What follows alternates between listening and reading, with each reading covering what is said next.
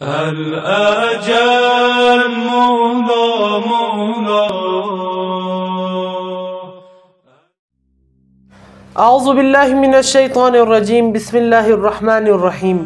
امام عصر جب تشریف لائیں ہمیں وہ 313 میں پائیں، ہم اپنے آپ کو ایسا بنائیں ہمیں وہ 313 میں پائیں. آج ناظرین کی خدمت میں نیا پروگرام لے کر حاضر ہوئے ہیں جو ہمارے پروگرام کا حصہ بنے ہیں. حجت الاسلام والمسلمین علی جناب مولانا عسکری امام خان صاحب. السلام علیکم. وعلیکم السلام ورحمۃ اللہ.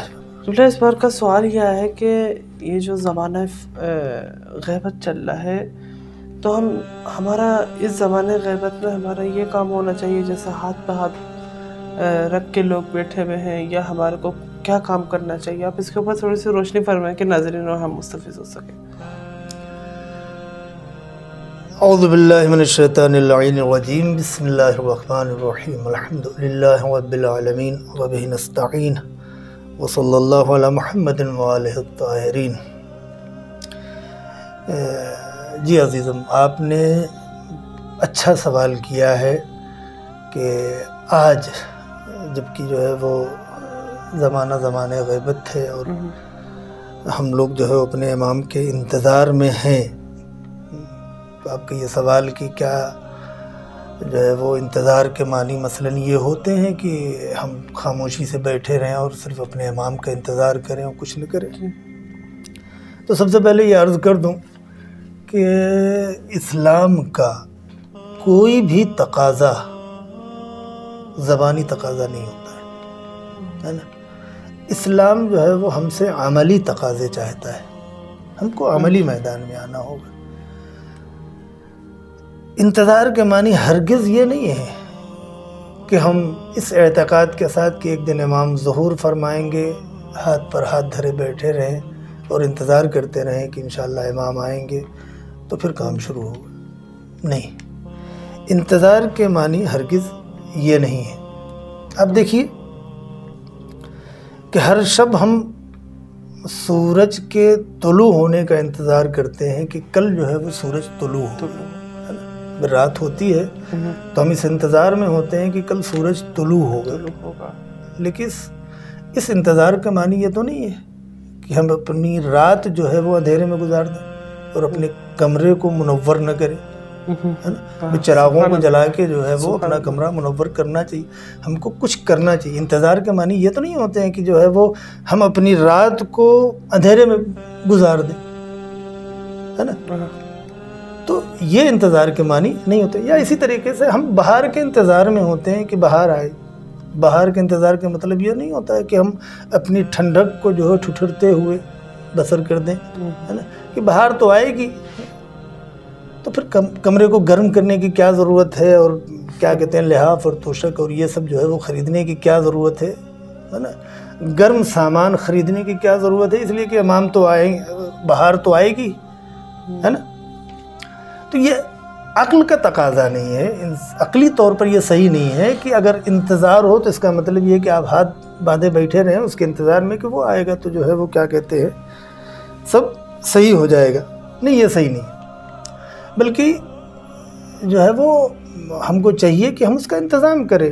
اگر جو ہے وہ ہم سورج زمین فراہم کریں، اگر ہم اپنے امام کے انتظار میں ہیں تو اس کی زمین فراہم کریں، ہے نا، اس کے مقدمات آمادہ کریں، مہیا کریں، جو اپنے آپ کو آمادہ کریں جو ہے وہ امام کے ظہور کے لیے. تو کس طریقے سے کہ نیک اعمال کریں، اپنے آپ کو سنواریں، ہے نا، اچھے اعمال سے جو ہے وہ اپنی زندگیوں کو سنواریں کہ امام جب آئیں گے تو ان کے ساتھ جو ہے وہ ہم جا کے مزید اپنے آپ کو سنوار سکتے ہیں.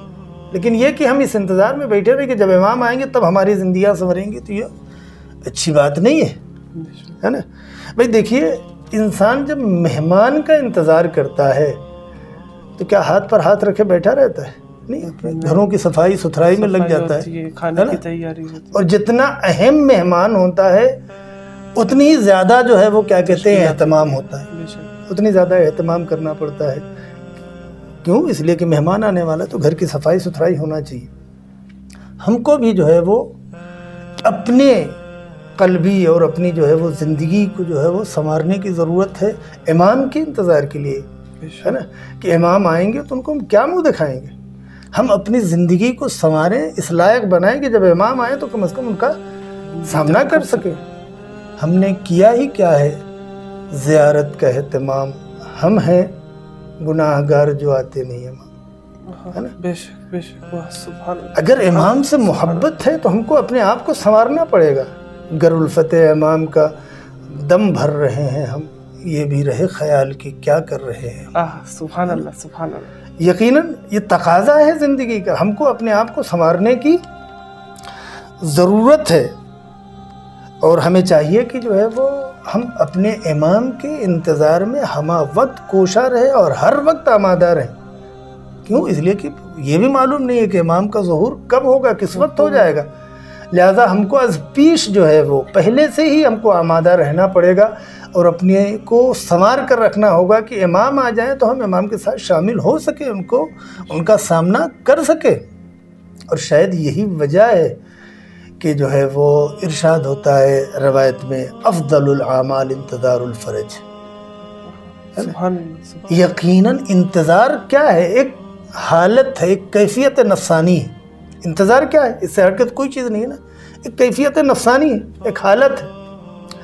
یہ حالت جو ہمارے اندر ہے انتظار والی جو ہے وہ، اس کو کیا بیان کیا جا رہا ہے روایت میں؟ افضل الاعمال، یعنی برترین اعمال میں سے، اعمال کا ہے، اعتقاد نہیں کا ہے، برترین اعمال میں سے ہے۔ اس کا مطلب یہ اعمال یعنی کچھ کرنا، یعنی انتظار فرج صرف اعتقاد کا نام نہیں ہے بلکہ عمل کا نام ہے۔ ہم کو عمل کے میدان میں آنا ہوگا اور اپنے آپ کو آمادہ کرنا ہے۔ یہ انتظار کا زمانہ جو ہے وہ ایک فرصت ہے ہم کو اپنے آپ کو آمادہ کرنے کے لیے، اپنے آپ کو تیار کرنے کے لیے، کچھ کرنے کے لیے، تاکہ ہم جو ہے وہ کیا کہتے ہیں اپنے وقت کے امام کا سامنا کر سکیں جو ہے وہ۔ وآخر الدعوانا الحمد للہ رب العالمین۔ اللہ سبحان اللہ، ماشاء اللہ، خدا آپ کی توفیقات میں مزید اضافہ فرمائے۔ یہ تو حجت الاسلام والمسلمین علی جناب مولانا اصغر امام خان صاحب، امید ہے آپ نے ان کے بیان سے استفادہ کیا ہوگا۔ انشاءاللہ آئندہ نیا پروگرام لے کر ناظرین کی خدمت میں حاضر ہوں گے۔ جب تک کے لیے اپنے میزبان رضا رضوی اور 313 اسٹارسٹریم کو اجازت دیجیے۔ والسلام علیکم ورحمۃ اللہ وبرکاتہ۔ الأجل مولا مولا، الأجل